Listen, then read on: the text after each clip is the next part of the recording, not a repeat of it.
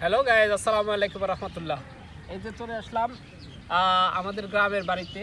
দেখেন আমাদের এই যে ছোট ছোট টুনটুনিরা আপনারা হচ্ছে যে শাক উঠাচ্ছে। আমিও তাদের সাথে গ্রামে শাক উঠাতে চলে আসলাম।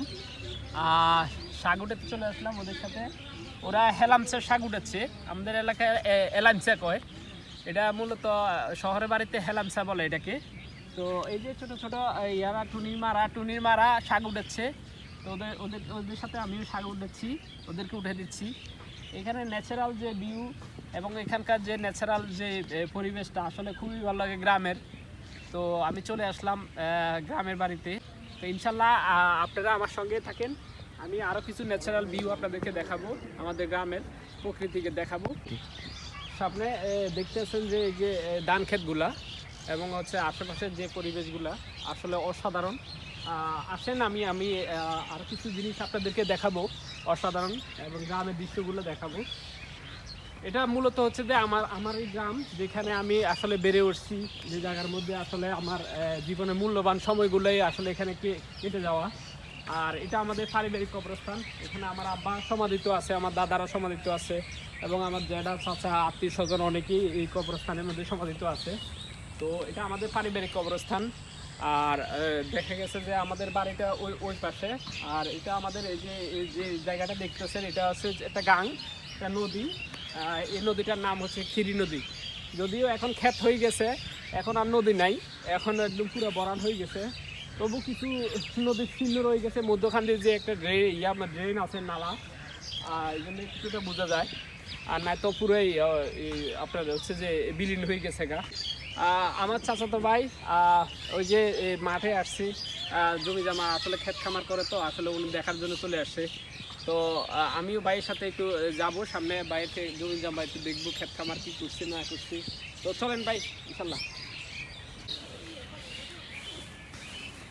লেবু বাগান আর হচ্ছে কলা বাগান। এই যে কলা ধরছে লেবু গাছের ফাঁকে ফাঁকে কলা।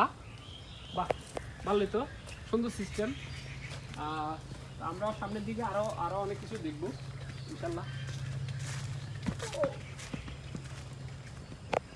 আমার আনোয়ার কাকা ঘাস কাটতেছে। কাকা আমার চেনেন না আপনি? আলমগীর।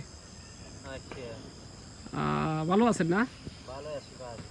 দেখতেছেন এই জমিটা আমাদেরই। এটা আমরা অনেক বছর ধরে এটা চাষাবাদ করছি, অনেকদিন ধরে এটা চাষ করছি। এখন ওই যে আমার ভাই করে, চাচাতো ভাই জমিটা চাষ করে। আমার আব্বাও অনেক বছর এই জমিটা চাষ করছি। আমার আব্বা এই জমিটার সাথে আসলে আমার আব্বার অন্তরঙ্গ একটা সম্পর্ক আছে। তো দীর্ঘদিন আমার আব্বা এখানে কাজ করতো। এই জমিটা আমাদের আবার ওইদিকে কিছু জমিন আছে। তো এখন দেখতেছে আমার ওই যে চাচাতো ভাই মরিচ ক্ষেত করলো, মরিচ লাগাইলো, বিভিন্ন জাতের মরিচ লাগাইছে। অনেক সুন্দর মরিচ ধরছে। মরিচগুলা খুবই ভালো ফলন হয়েছে আলহামদুলিল্লাহ। খুব সুন্দর। বাইরে তো অনেক আবার বেগুন করছে, মনে হয় সামনে বেগুন খিরে লাগাইছে। খিরে ধরছে না জানি, দেখি আমি। ও খিরে ধরছে তো, বাইরে না বললে খিরে খাই লিখেছে। খিরা তো যে জাতের খিরা, এই যে জাতের খিরা। তারপরে এই যে মিষ্টি কুমড়া ধরছে, মিষ্টি কুমড়া। ভাই ফসল তো আপনার খুব ভালো হয়েছে, মরিচটা ভালো হয়েছে। তারপরে এটা এই যে গুড়ি বেগুন, এটা আসলে ঢাকাতে বেগুনটা পাওয়া যায় না। মূলত এই বেগুনটা ঢাকাতে পাওয়া যায় না, এই যে গুড়ি বেগুনটা। এটা কিন্তু আমাদের গ্রামে পাওয়া যায় এই বেগুনটা। এটা একটু খালি বেশি চুলকায়ও। যে আমার এই চাচাতো ভাই এটা চাষ করছে আলহামদুলিল্লাহ।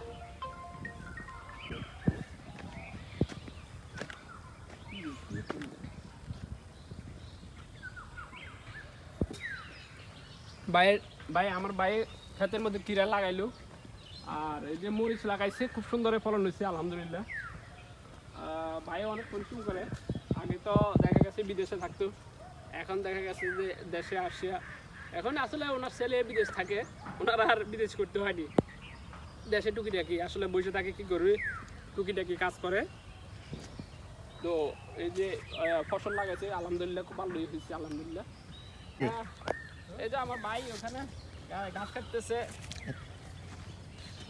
আর এদিকে আমার ভাই ঘাস কাটতেছে, বাইরে একটু দেখাই। গরুর জন্য ঘাস কাটতেছে। এখন তো আসলে গরুর জন্য আগের মতো মানুষে ঘাস কাটে না। তো আমার ভাই তো ন্যাচারাল মানুষ রয়ে গেছে, এখনো ন্যাচারালি রয়ে গেছে আমার ভাই ঘাস কাটতেছে। গাড়ি চালায়, গাড়ি চালার ফাঁকে ফাঁকে কৃষি কাজ করে, কৃষি কাজের ফাঁকে ফাঁকে যে গরু পালন করে, বিভিন্ন জিনিসের সাথে আমার ওই যে ভাই, আমার ফুফাতো ভাই, সবকিছুর সাথে জড়িত নজু ভাই। ইনশাল্লাহ সবাই ওনার জন্য দোয়া করবেন। আসলে গ্রামীণ পরিবেশ অসম্ভব সুন্দর, দৃশ্য অনেক সুন্দর। এই যে রাস্তাঘাট, আমি আসলে আইলের ধারে দিয়ে দিয়ে হাঁটতেছি, খুব ভালোই লাগতেছে। অনেকদিন পরে গ্রামে আসা, গ্রামে পরিবেশগুলো আসলে ধারণ করা হয় নাই। এই যে আমাদের যে জমিনগুলো আছে এগুলো আমি আসলে পরিদর্শন করতেছিলাম, দেখতেছিলাম কি অবস্থা। আমরা তো আর গ্রামে থাকি না। কেমন আছেন? আলহামদুলিল্লাহ। হচ্ছে যে আমাদের গ্রামে 17টা মসজিদের মধ্যে এইটা লাস্ট মসজিদ। এই মসজিদটা আসলে আমার গণি যেটা দান করে, এবং হচ্ছে এই মসজিদটা নির্মাণ কাজ আস্তে আস্তে আমি কিছুদিন আগে দেখছি, শুধুমাত্র এমনিতে আছে দেখতেছি পিলের দ্বারা গেছে আলহামদুলিল্লাহ। তো ইনশাল্লাহ খুব সন্নিকটে আসছে, আশা করি যে ছাদও দেখা যাবে মসজিদে।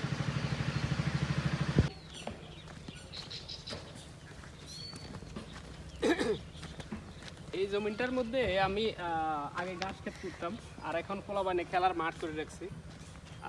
এখানে আসলে আমার অনেকটা সময় আসলে কেটে যাওয়া। এখানে আমি দেখা গেছে গরুর জন্য ঘাসের, আমার যে গরুর খামার ছিল, খামারের জন্য ঘাসের ইয়া করতাম এখানে। আর এখন এটা ফুটবল মাঠ হয়ে গেছে গা, মানে আমি গোলরক্ষক হিসেবে এখন এখানে আপনার হচ্ছে যে একজন গোলকিপার হিসেবে আমি দাঁড়িয়ে গেলাম। এটা আমাদেরই জমি, আমরা এটাতে আসলে আমরা থাকি না বিদে এখন আর চাষাবাদ হয় না। তো এমনি খালি আসলে আশেপাশের জায়গাগুলোতে আবার দেখা গেছে ওই যে ওই পাশের জমিনগুলো আমাদের, গাছ গাছাল লাগানোগুলো আমাদের।